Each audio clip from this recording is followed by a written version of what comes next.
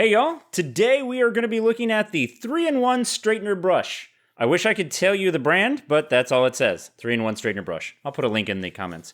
It's, in my experience, brushes come in 3 different flavors. They're either really nice, really cheap, and, I don't know, 80% right in the middle. So we're going to take a look at this one. It comes in a decent box with a nice little carrying case, or storage case, I suppose.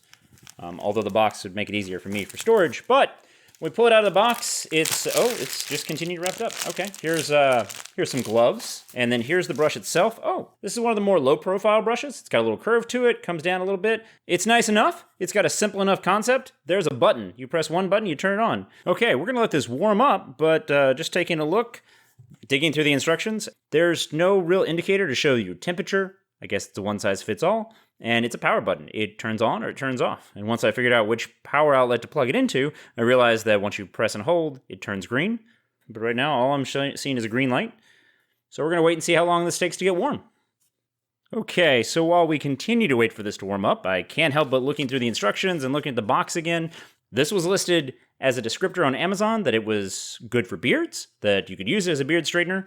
It doesn't say anything about this in the exhaustive manual that you see here. Even the manual is a little confused because it talks about once it heats up to the temperature you've set.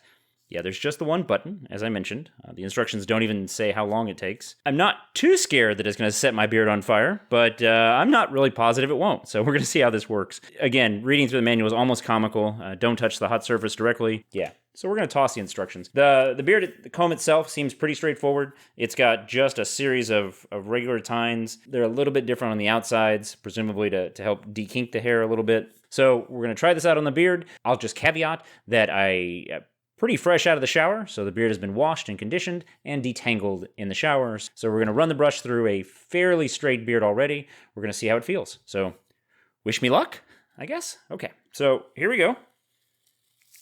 Oh, it's definitely finding some wet spots from earlier from the shower. So a little bit of burning there, but it rubs through pretty well. Oh no.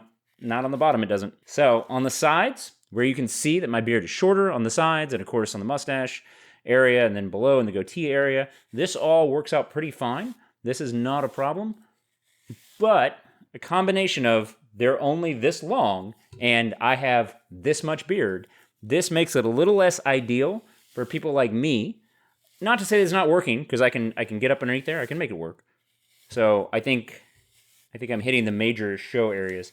But down below, I can work with it.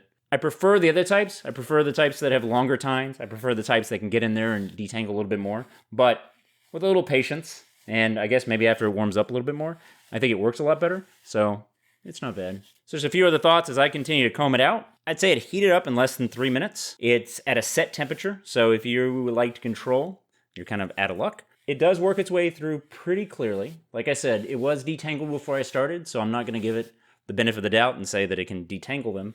But it does have a separate row of tongs, which help the beard, I think, a little bit. So all in all, this is not a horrible brush. It's good for maybe a cheap gift. I don't think this is very high up on the scale. It does not have any bells and features other than it's got this nice little shape. Doesn't even have a place to hang it on a hook in your bathroom. The cord is decent enough, maybe 5 feet or so.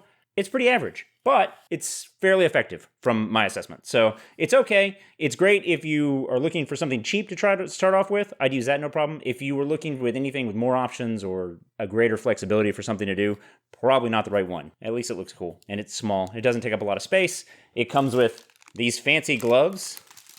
Maybe somebody can explain why. And it's got this very nice little carrying case that I can just slip it into if I wanted a crushed velvet storage case for whatever reason. Anyway, hope that helps. Thanks for watching, and I hope that this helps in some way. If so, please hit that like and subscribe. It helps a lot. Thanks. Cheers.